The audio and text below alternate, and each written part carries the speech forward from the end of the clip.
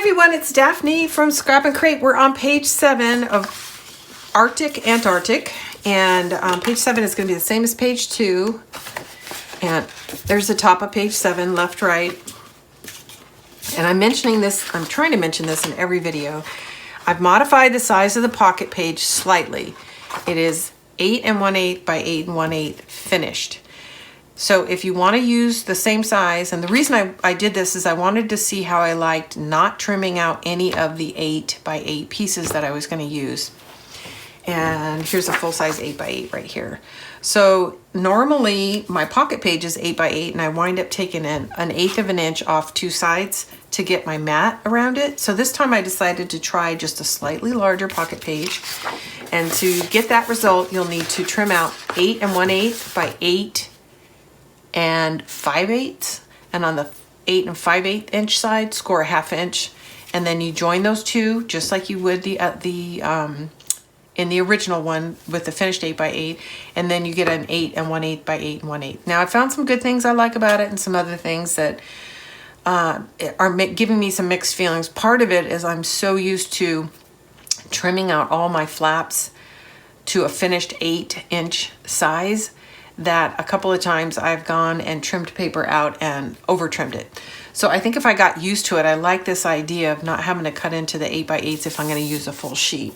So I just want to share that with you guys. Somebody had asked me something about it in one of the comments, either on our website or on the YouTube channel, and I thought, well, that's kind of dumb. Why wasn't I doing that all along? And if you're new to making these books, I would recommend just making your pocket page just a little bit bigger, and then you're not going to the trouble of trimming every single one of your full-size 8 by 8s. And even if you do need to trim it, you're only trimming it one side, not both. Anyway, something to think about. I'd love to hear what you guys think about it in the comments, and hopefully whatever I'm saying isn't totally confusing to you. If you don't want to adjust the size in the cut list, just drop the 1/8 off every measurement that you see. And then it'll just give you the cut list for the 8 by 8 inch pocket page. So it's a pretty simple thing to change if you decide you want to use the normal pocket page.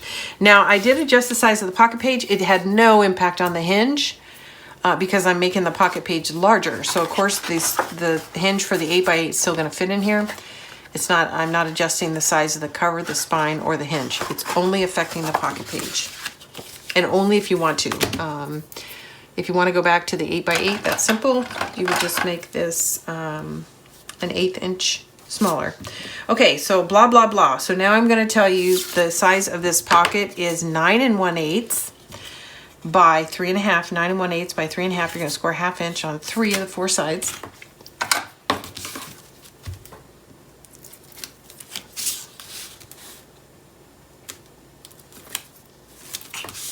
And it's going to get applied to the bottom of the page.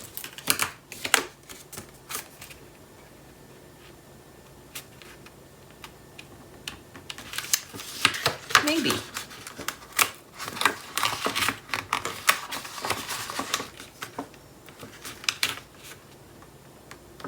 There we go.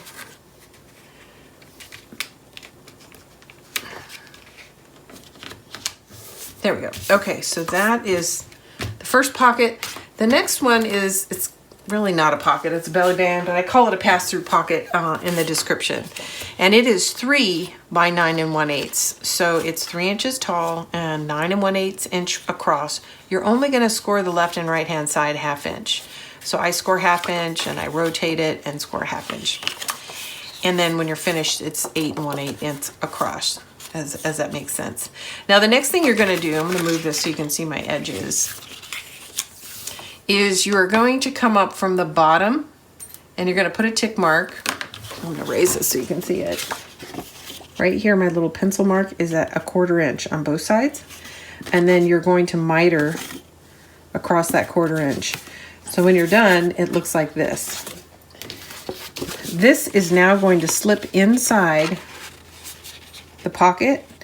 And because they're exactly the same width, when it gets to the scored flange, it's just gonna stop. It won't go further into the pocket. So that 1/4 of an inch is gonna be tucked inside, and then you're gonna lay this down. So that is the pass-through pocket. So again, come up from a 1/4 inch from the bottom and miter it off. And it doesn't have to be even because it's gonna be hidden inside the pocket, but you do need to make sure it's even on the 1/4 inch. So if this is a sharper miter or less of a miter, it doesn't matter as long as it slips in the pocket, but it does need to stop consistently at a 1/4 inch on either side.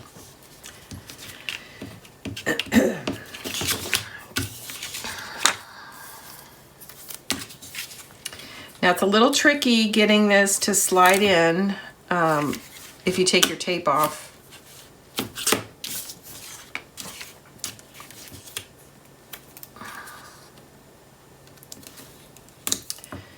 Before you start to slide it into the pocket. So you're gonna have to, you're gonna have to hold your flanges down while you're sliding it in so it doesn't grab before you're ready.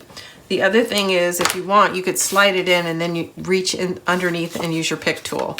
I find it's easy enough to just hold it down, but you do need to be careful that you are holding it flat so that it's not doing this. You're holding it so that it's tucked in like that.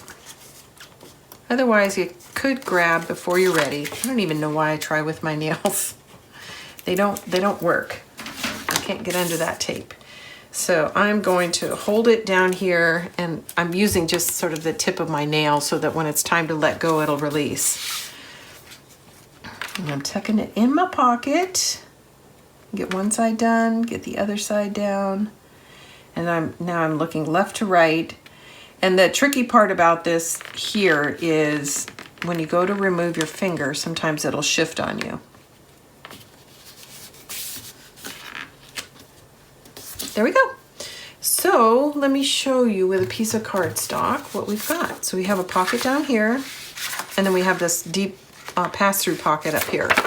So that's page 7, pretty straightforward. This is the image I'm going to use for page 7, and let me pull in page 6 so you can see how they look together. I think it's very nice. Isn't that beautiful? So I think the landscape goes really well with this. So what we are going to do is we're going to trim this into 3 strips to cover these 2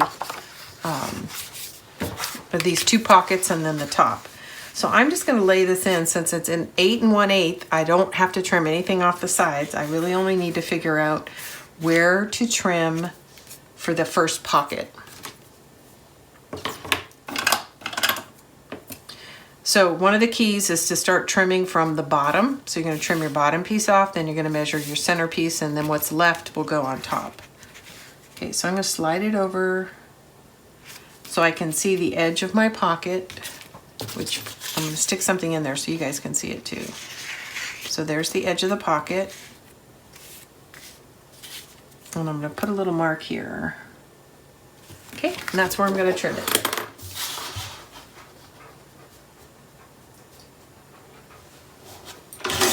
Hey, sweetheart. Okay, so that should be perfect for this. And it is.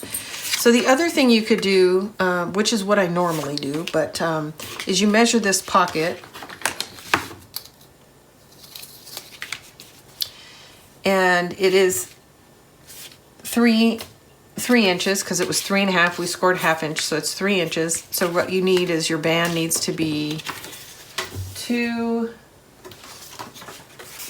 7/8. So you can do it either way. You can measure this and take an 1/8 inch off, or you can lay it down and put a little tick mark. Now for the first pocket, that's perfect. But because we mitered this edge and tucked it in, it could be a little bit off. So we're not going to base this strip here off 3 inches. We're actually going to lay it on and then make a decision. Hopefully that makes sense. And I'm going to get, a contrast sheet so I can see my edges more clearly. Looks good. I'm going to ink it and we're going to put it in.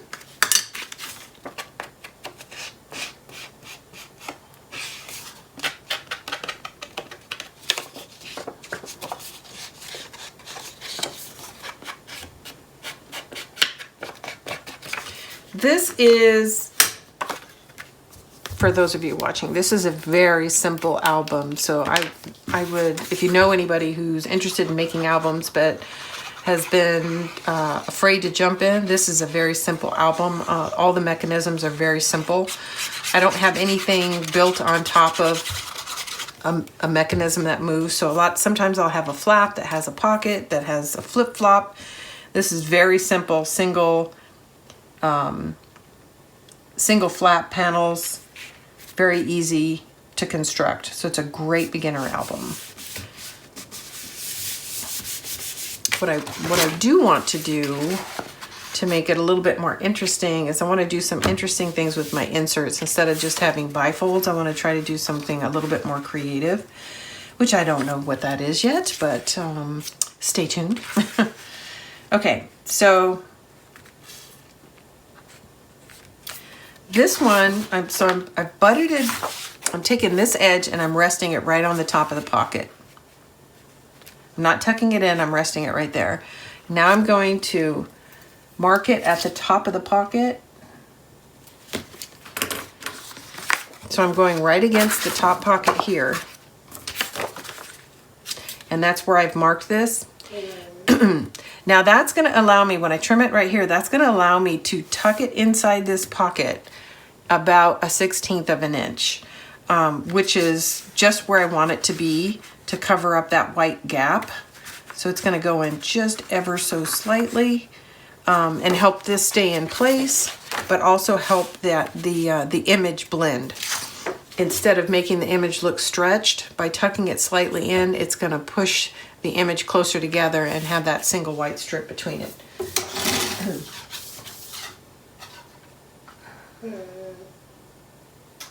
Okay.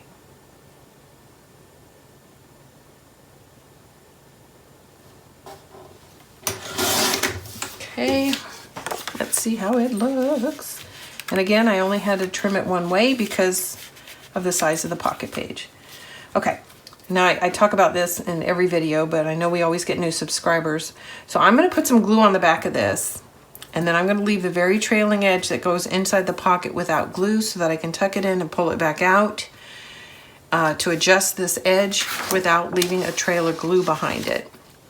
And after I ink it, I'll show you what I mean.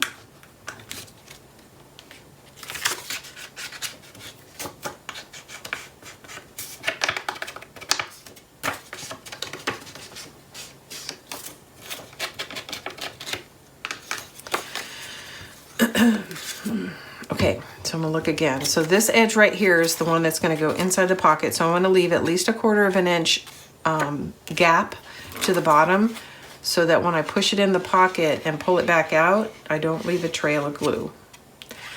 And because it's gonna be slightly slipped inside the pocket, you don't have to worry about it peeling up.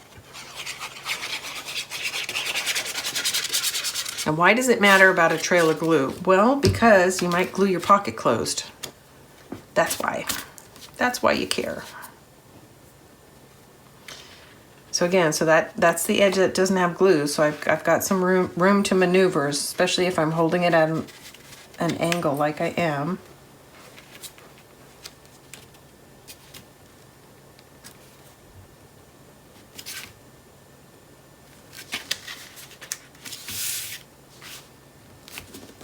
All right, perfect. Okay, now we have our last strip somewhere. Here it is. And we're just gonna, is this it? That's not it.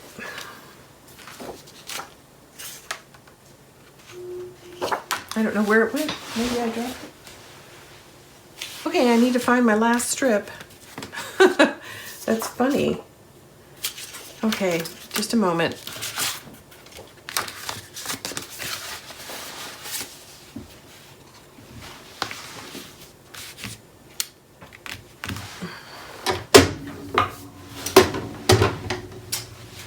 All right, I guess I gotta pause and find out what I did with that. I'll be right back. Okay, I found it.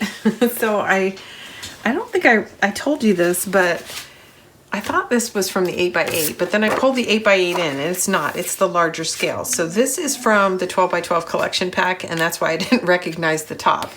But it was sitting here right all along. So this is from the 12x12, and yeah, sorry about that. So we're almost done. Okay, so we're gonna do the same thing with this one. We're going to make sure that we've got glue on the top. And is this really how it goes? Let me double check. Yes, the pattern is continuous. And then on the very end of this very strip down here, we're gonna leave without glue. So I'm gonna stop right about there, which is just around 1/4 of an inch, maybe a little less. I said less, but maybe a little more of a gap. And then we're going to tuck that leading edge in and then wiggle it back up to where it goes. And then we'll be done with page 7. And then when we come back, I'm going to take a break after this. When we come back, we're going to work on some inserts for these pockets. And like I said, I want to do something kind of different. So I got to get my head wrapped around what that's going to be, but I'd like to do something other than just a simple matted piece of cardstock or a bifold. So I have to think about that a little bit. When I get back, we will work on those, and page 2 will be the same way as well. So just something, you know, a little more interesting than a bifold, especially since this page is so simple. That is it for page 7, at least for now. When we come back, the way we'll finish up page 7 is we will design and do some pocket inserts. So I'll be back soon.